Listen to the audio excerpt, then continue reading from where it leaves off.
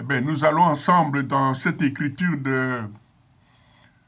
du Seigneur dans le livre de Matthieu au chapitre 23, verset 1 au verset 15.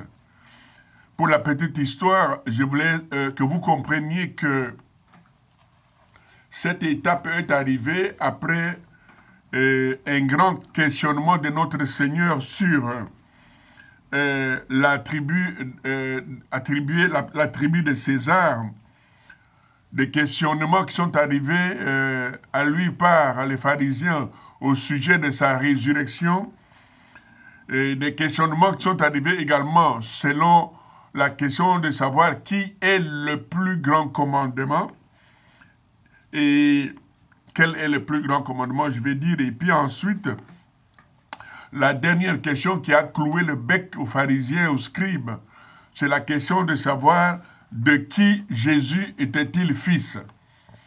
Lorsque vous regardez cette écriture dans des versets un peu plus hauts, vous comprendrez que l'ensemble de ces questionnements, Jésus a répondu. La toute dernière, selon laquelle de qui Jésus était-il fils. Lorsqu'il a donné cette réponse, la Bible déclare dans le chapitre 22 au verset 46 que nul ne put lui répondre un mot. Et depuis ce jour, personne n'osa lui poser des questions encore. Je vais simplement dire ici que Jésus s'est montré comme un grand rabbi, grand enseignant, en donnant à l'ensemble du peuple qui l'écoutait, spécialement les pharisiens, à cette époque-là, et les scribes qui prétendaient connaître l'ensemble des Écritures, que non seulement il était le Fils de Dieu, mais également il était l'enseignant par excellence.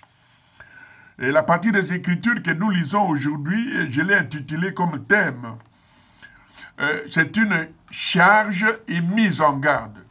Jésus charge et Jésus nous met en garde. Jésus nous charge et il nous met en garde dans cette Écriture. Et nous allons voir cet après-midi ce que le Seigneur est en train de te parler, toi mon frère, ce que le Seigneur te parle, et toi ma soeur, à propos de la charge qu'il te donne. Nous regardons bien du verset 1er au verset 2. Vous comprendrez que Jésus reconnaît que les chefs religieux sont chargés d'expliquer la loi de Moïse. Comme il dit là, il dit les scribes et les pharisiens sont assis dans la chair de Moïse. La traduction académique de ceci veut dire que Jésus reconnaît que ces gens-là, ils avaient la responsabilité d'enseigner la loi de Moïse. Ils avaient l'autorité d'enseigner la loi de Moïse. Donc, dans cette certaine autorité qu'ils ont, il disait que cette autorité, ils les détiennent des dieux.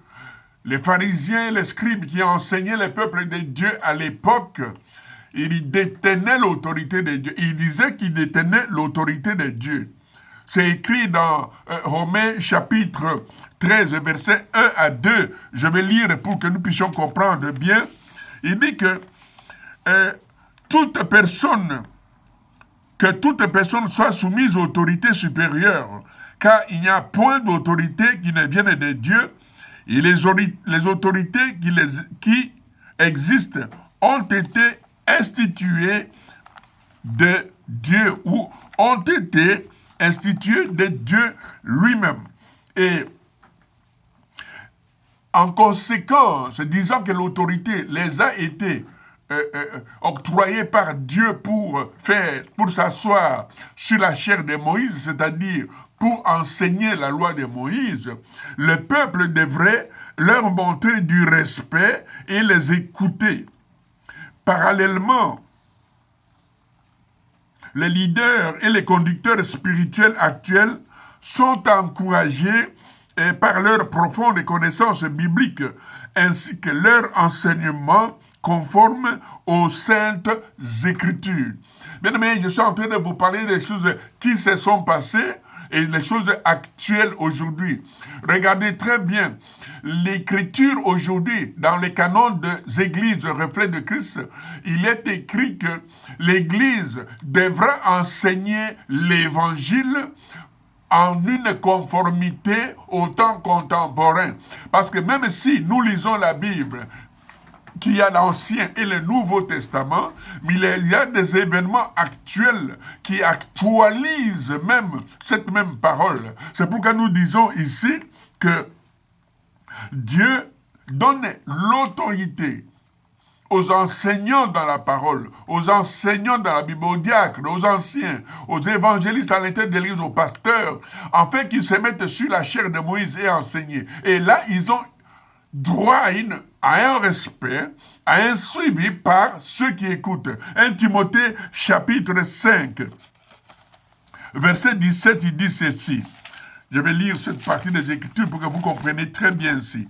1 Timothée, je lis le chapitre 5, verset 17, la Bible dit que les anciens qui dirigent bien soient jugés dignes d'un double honneur, surtout ceux qui travaillent à la prédication et à l'enseignement.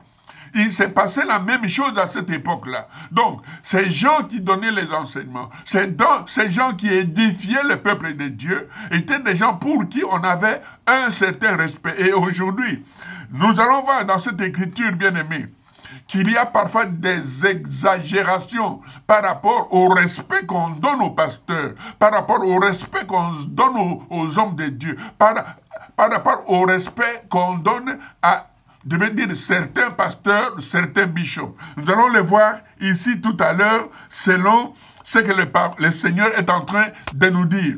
Je vous prie donc de rester attachés pour que le prochain morceau, la prochaine capsule, vous comprendrez comment le Seigneur est en train de fustiger les responsables ecclésiastiques aujourd'hui dans le monde contemporain. Est-ce qu'ils sont assis sur la chair de Moïse, faisant le travail comme Jésus?